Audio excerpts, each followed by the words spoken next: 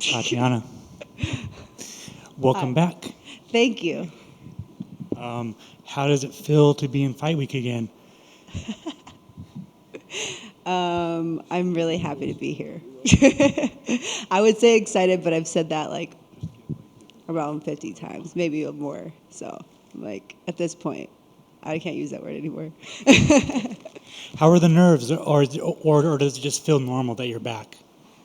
Yeah, I don't feel nervous. Yeah, I'm excited actually. Oh shoot. There we go. I caved in. It's about a minute in. Got me. Um, no, but yeah, I'm just happy to be here, and I'm not nervous. I'm just ready to perform on Saturday, and yeah, that's it. How's the body ahead of this fight? Your long-awaited return was supposed to be in 2021. Right. What Yeah. what happened with that? So I actually was training to fight Roxanne Modafferi, and I was wrestling at my brother's school, and I sustained a really bad knee injury. I tore like every single ligament in my knee except for the PCL. It had my back, literally, because it's in the back. I don't know. But yeah, so I tore my ACL, my MCL, my LCL, my lateral meniscus. So it was a brutal injury. So it was a little bit tough to come back. And it's so funny because like while I was there, I've seen like people come in with ACL injuries, just regular ACL injuries, and I'm like, why are they walking? And they're like, oh, because they didn't tear every ligament in their knee. Like, because I had to be off crutches for like 10, at the end of it, it was like 8 to 10 weeks. So I had to relearn how to walk and run. And I mean, it's crazy. And I guess if I do an injury, I just gotta go all out. My story is just like, I can't be half in, it's gonna be like super dramatic, I guess. You go all in on your injuries. Yeah. When that happened, like what went through your mind? Were like, was there any thoughts of like, why do I keep getting hurt? Like, is this the end of my story? Like, what was going on through your head? Yeah, when I got the knee injury, it definitely was very discouraging for a couple days. I literally just like laid in my bed and cried. But then I picked myself up like I always do, and I literally was on the Airdyne bike with one leg and two arms and just like going ham. And I was like, there's nothing going to deter me from being what I think that I'm destined to be. And I believe that. So I just picked myself back up, and then here I am, So, So how's the body feel this week? oh, it feels great. What time is it? I have to see Heather at 3:30. I'll feel better then too. No, but I have the best physical therapist here at the UFC PI, helping me. They're so great. I'm so thankful for them because if it wasn't for them, I wouldn't be able to get back to the octagon. So, I'm glad to be in the UFC where they invest in their athletes in that way. Last thing about like the layoff and your comeback, just how frustrating has it been being on the sideline as the two divisions now you're going to be in division, they just keep moving and you're on the sidelines when everyone knows how good you are and the possibilities are endless. Just how frustrating has it been?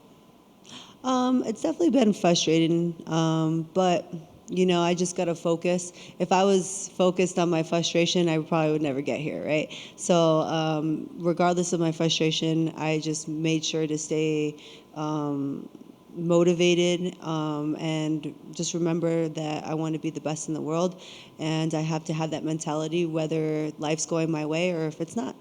So, I mean, even throughout those 2 years when I was rehabilitating my neck, I was like, it was a struggle, every single day. It was like, I mean, 2 years is a long time, especially when you're not doing what you love. And like, I couldn't go live at all during that time. So I took the time off, and obviously I was getting better because I was like doing technique and stuff like that, but I wasn't able to go live, which is, what I love to do because you're always solving puzzles, and I wasn't able to solve any puzzles. So it was hard, but and then I had the knee injury obviously soon after when I was going to fight Roxanne Modafferi. So, I mean, you know, um, I don't know. I just know that I'm mentally like prepared for anything that comes my way, and I think I'm glad. Like wrestling taught me that. I've been wrestling since I was 3 years old, so I don't know any difference. 3 days away. Do you feel the hype behind your return from the promotion, from the fans, from all the analysts? Like, do you feel the love and the hype? Yeah, I definitely feel like people are excited to see me fight again. I'm excited to fight, and I'm just gonna perform like I always do and have fun, enjoy my time out there. That sounds crazy, I'm gonna be in a fist fight. I'm like, can't wait, can't wait. But it is like that. So when you love it like I do, and everybody else does. So You got Montana De La Rosa. What are your thoughts on her as an opponent? yeah, I think she's a great opponent. She's well-rounded, and she's a grappler. So I look forward to testing my skills against a good opponent. Do you think it's a perfect return opponent for you? What does that mean? Just, I don't know, I guess it's like a perfect matchup Yeah. for your return. Yeah, I think any opponent, I didn't care who it was, but yeah, I think she's a good matchup for me, and I look forward to sharing the cage with her. You said that you're gonna bounce between flyweight and strawweight. Are you just kind of gonna wait until after Saturday to kind of like before you make your next move? I think I want to go down to strawweight. I just think that's where I think I fit, and I can't wait to go back down once I'm done with this fight. I just wanted to get my foot back in the door and just kind of focus on getting back to competition and not really worry about the weight cut, make sure that my body was healthy. I wasn't in a calorie deficit the entire camp, so that's always nice, right? And then, coming into fight week, I don't really have to stress too much about the weight cut, so that's nice too. So yeah, next time I'll be. But you know what? I like the challenge of like getting back down to my natural weight class and being lean and fast and stuff like that. So, yeah. And speaking of that division, finally for me, there isn't a clear cut next person to fight Zhang Weili. Do you feel with like a dominant win on Saturday, your name gets kind of thrown right into that mix? Well, I definitely want to get a dominant win. I want to get a finish. I always look to finish. We'll see. I don't really know. Like, that's up to the promotion. I just like to do my job, and then that's it. They could do whatever they want. But I know that if I keep winning, it's just a matter of time before I'm holding the belt, right? So I just got to do my job. That's all I focus on, and that's all that matters. Thank you, and welcome back. Thank you. I just have one hopefully fun question. I know you were talking about how you weren't even able to really train during that time. Yeah. Did you pick up any new hobbies? Well, I love fitness just in general. So I'm always working out. I like to hike. I like to run mountains and stuff like that.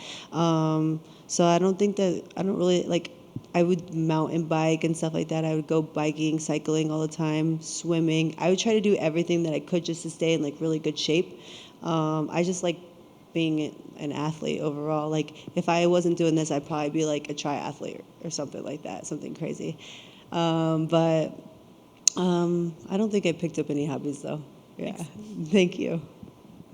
I know you want to get back to 115, but you also want to stay active. If 115's having a hard time finding fights, would you step back up and take a fight at this division? So I don't mind doing that either. But obviously, I want to, whenever I'm fighting, I want to just make sure that I'm going to get to, a title shot eventually. If someone was like, say for instance, they had a good matchup for me and I want, and they were like a top 125er or something like that, I wouldn't mind taking that one too. You know what I mean? So just depends. Yeah.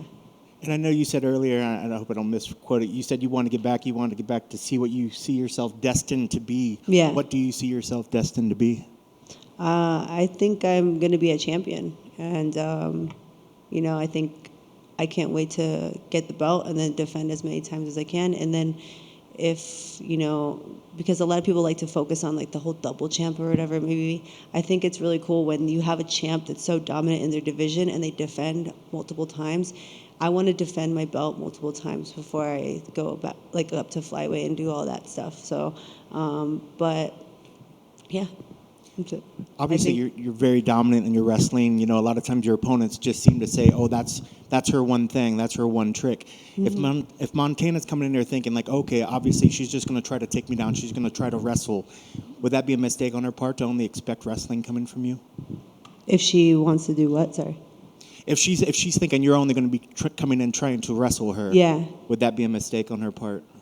I mean, I think I'm comfortable everywhere, so I think I don't know. I think I'm a well-rounded fighter. I think people just don't really see much of my stand-up because I'm always taking them down and they can't stop it. So, I mean, I think she should expect a mixed martial arts fight because we're fighting. Every fight starts standing. So.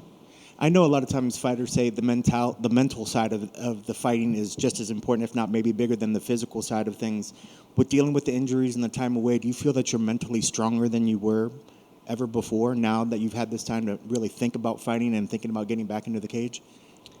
Yeah, I definitely think that I'm mentally stronger. I've always been mentally strong, but I think mindset's everything, and I think, along the way, you learn to have a good mindset even through tough times, and you have to have a good support system too. And I definitely have that. I have a good family, a good boyfriend.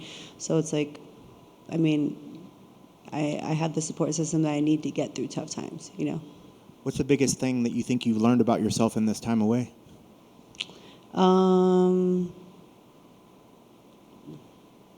I don't know. I think that I don't give up at all. I mean, I already knew that, but it's been a journey. So for me, I'm like, wow. When I look at it, if I was to look at it from the outside, it would be a lot different. But it's me, you know what I mean? So I don't see it that way. But if I were to look at it from outside, I would say it was pretty inspiring. And then last thing for me, I guess keys to the victory. What needs to happen on Saturday to make sure that you get your arm raised? I just got to be me, be relentless, be the fighter that I am. Yeah, that's pretty much it. Just be me. Awesome. Best of luck on Saturday. Thank you. Hey, Tatiana over here. I just wanted to know how big of an influence has Patchy been in your comeback and like your career? Obviously, we see you supporting him when he gets in there. Yeah. So, I mean, how cool is it going to be to have, him in your corner this time? It's going to be great. It's going to be a great moment for us. Regardless of anything, I just want to share that moment with him. He's very supportive of me. I've never had anybody support me the way he does, so I'm excited to have someone like that in my corner. That's awesome. And do you consider yourself a sneakerhead? I see the Panda Dunk right now. Yeah, I love sneakers. I love a good sneaker. Yeah, because I know Casey O'Neal's big into sneakers. So Oh, yeah. Do you guys have a little bit of competitive thing going? No. No. And one more question for me. I know you had mentioned in the past about how you had mentioned Cowboy Cerrone and how, you thought it was cool that he was open to admitting that he was afraid before he went into the octagon sometimes. Mm-hmm. Has there been a moment in your career where you've been afraid to get in there at all? No. But I don't know. It's the weirdest thing. Like things that should be scary to me are not really scary. Like when I found out I had cancer, like most people would be scared. I didn't feel scared. I think if I were to say what my biggest fear would be just not to. Like one day I just gave up on something. That's my biggest fear. But I would never do that. So, but yeah. So I think I was very. I said that about Cowboy Cerrone because. Like if I was a man and you know what I mean, and I was stepping in the cage, I'd feel like, exposing that to my opponent, I'd feel a little bit like, I guess, insecure. But so that's why I said that.